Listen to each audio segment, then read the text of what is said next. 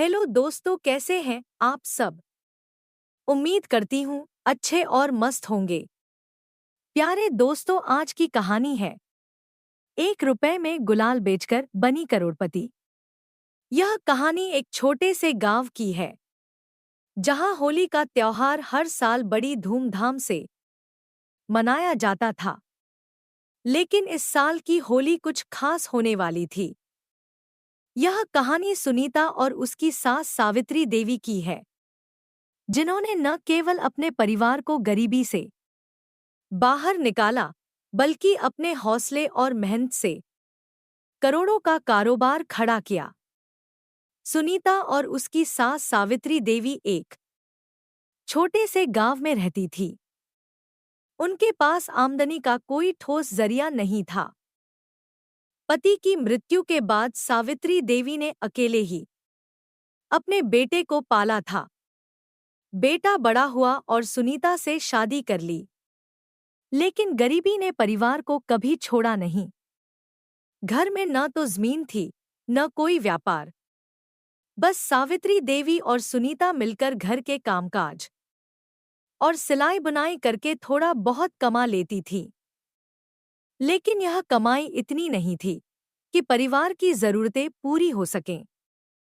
होली के कुछ हफ्ते पहले की बात है। गांव के लोग होली की तैयारियों में जुटे थे। एक दिन सुनीता ने बाजार में देखा कि दुकानों पर रंग और गुलाल महंगे दामों में बिक रहे थे। गरीब लोग इन रंगों को खरीदने में सक्षम नहीं थे। सुनीता ने अपनी सास से कहा, मांग जी, क्यों न हम सस्ते दामों पर गुलाल बनाकर बेचें। अगर हम 1 रुपए में गुलाल बेचें तो हर कोई इसे खरीद सकेगा। सावित्री देवी ने हिचकिचाते हुए कहा, बेटी, यह काम आसान नहीं है। गुलाल बनाना और उसे बेचना बहुत मेहनत का काम है, और हमारे पास तो पैसा भी नहीं है। लेकिन सुनीता ने कहा, अगर हम मेहनत करें और सस्ते दाम में अच्छा गुलाल बनाएं, तो हमें जरूर सफलता मिलेगी। सुनीता और सावित्री देवी ने घर पर ही गुलाल बनाने की योजना बनाई। उन्होंने बाजार से थोड़ी मात्रा में कच्चा माल खरीदा और गुलाल बनाना शुरू किया। शुरुआती दिनों में उन्हें गुलाल बनाने में कई दिक्कतें आईं। पहले जो गुलाल उन्होंने बनाया वह बहुत हल्का था और जल्दी उड़ जाता था। कच्चा माल खरीदने के लिए उनके पास पैसे नहीं थे। उन्होंने अपनी कुछ पुरानी चीजें बेचकर काम शुरू किया। गांव में पहले से ही बड़े दुकानदार थे जो रंग और गुलाल बेच रहे थे, लेकिन उनके उत्पाद महंगे थे। सुनीता और सावित्री देवी ने तय किया कि वे 1 रुपए में छोटे छोटे पाउच में गुलाल बेचेंगी। उन्होंने अपने घर के बाहर एक छोटी सी दुकान लगाई और 1 रुपए में गुलाल बेचना शुरू किया। शुरुआत में लोगों ने इसे हल्के में लिया, लेकिन जब उन्होंने देखा कि 1 रुपए में उन्हें अच्छा गुलाल मिल रहा है, तो लोग आकर्षित होने लगे। धीरे धीरे उनकी दुकान पर भीड़ बढ़ने लगी। सुनीता ने अपने गुलाल का नाम सतरंगी गुलाल रखा। इस नाम ने लोगों को आकर्षित किया। उन्होंने छोटे छोटे पैकेट में गुलाल बेचना शुरू किया, जिन पर हाथ से बने आकर्षक डिजाइन थे। सावित्री देवी ने कहा, अगर हम हर पैकेट को सुंदर बनाएं, तो लोग इसे पसंद करेंगे।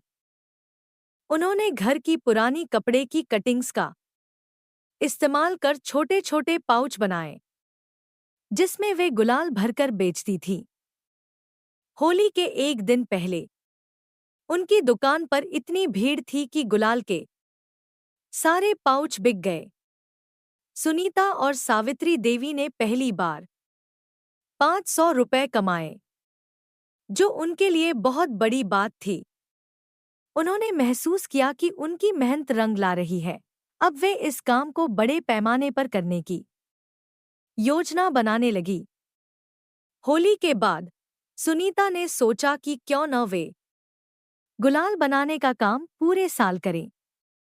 उन्होंने आसपास के गांवों में जाकर दुकानदारों से बात की और उन्हें सस्ते दामों पर गुलाल सप्लाई करने की पेशकश की। धीरे धीरे उनके गुलाल की मांग बढ़ने लगी। सावित्री देवी ने गांव की अन्य महिलाओं को भी इस काम में शामिल किया। उन्होंने महिलाओं को गुलाल बनाने और पैकिंग करने का प्रशिक्षण दिया। इससे गांव की अन्य महिलाओं को भी रोजगार मिला। कुछ ही सालों में सतरंगी गुलाल पूरे जिले में मशहूर हो गया। सुनीता और सावित्री देवी ने अपनी छोटी सी दुकान को एक छोटे कारखाने में बदल दिया। उन्होंने अपनी आय का उपयोग कर एक मशीन खरीदी, जिससे गुलाल बनाना आसान और तेज हो गया। अब उनका गुलाल न केवल गांवों और शहरों में, बल्कि अन्य राज्यों में भी बिकने लगा। उन्होंने ऑनलाइन प्लेटफॉर्म पर अपने उत्पाद को बेचना शुरू किया, जिससे उनकी आय और भी बढ़ गई। जब उनकी सफलता बढ़ी, तो बड़ी कंपनियों ने उन्हें टक्कर देने की कोशिश की। लेकिन सुनीता और सावित्री देवी ने अपनी गुणवत्ता और सस्ते दामों को बनाए रखा। उन्होंने ग्राहकों का विश्वास जीता और अपनी पहचान बनाए रखी। 10 साल के भीतर सतरंगी गुलाल एक करोड़ों का ब्रांड बन गया। सुनीता और सावित्री देवी अब सिर्फ अपने परिवार के लिए नहीं, बल्कि पूरे गांव के लिए प्रेरणा बन चुकी थी। उन्होंने दिखा दिया कि अगर इरादा मजबूत हो, तो 1 रुपए से भी करोड़ों की शुरुआत की जा सकती है। यह कहानी हमें यह सिखाती है कि छोटे से छोटे विचार को भी मेहनत और लगन से बड़ी सफलता में बदला जा सकता है। सुनीता और सावित्री देवी की कहानी बताती है कि सीमित साधनों के बावजूद अगर हम सच्ची लगन और ईमानदारी से काम करें, तो कुछ भी असंभव नहीं है। प्यारे दोस्तों, यह कहानी यहीं पर समाप्त होती है। आपको यह कहानी कैसी लगी? कमेंट बॉक्स में जरूर बताएं। अगर आपको हमारी ये कहानी पसंद आई हो, तो कृपया हमारे वीडियो को लाइक, शेयर और चैनल को प्लीज सब्सक्राइब जरूर कर लें। इससे हमें मोटिवेशन मिलता है और आप तक ऐसी ही मजेदार कहानियां सबसे पहले पहुंचती रहेगी। प्यारे दोस्तों, नमस्कार।